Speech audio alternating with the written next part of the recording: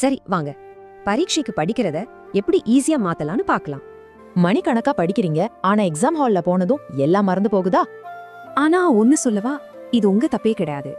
காரணம் என்னன்னா, நம்ம மூளை எப்படி வேலை செய்யுதுன்னு நம்ம தப்பா புரிஞ்சுக்கிட்டதுதான். பாருங்க, நம்ம மூளை ஒரு ஹார்ட் டிஸ்க் இல்ல, அது ஒரு பக்கா ஃபில்டர். ஆமா, அது ஒரு பவர்ஃபுல் ஃபில்டர். எது முக்கியம், எது தேவையில்லைன்னு அதுவே முடிவு பண்ணும். ரூல் நம்பர் 1, நீங்க ஒரு விஷயத்தை திரும்ப பார்க்கலனா அது முக்கியமில்லைன்னு மூளை டெலீட் பண்ணிடும். ரூல் நம்பர் 2, ஒரே நேரத்துல நிறைய படிச்சா மூளை கன்ஃபியூஸ் ஆகி எதுவும் பதியாது. ரூல் நம்பர் 3, நீங்க எழுதி பார்த்தா அது ரொம்ப முக்கியம்னு மூளைக்கு ஒரு ஸ்ட்ராங் சிக்னல் போகும். ஓகே, இந்த ரூல்ஸை வச்சு எப்படி ஸ்மார்ட்டா படிக்கிறதுன்னு பார்க்கலாமா?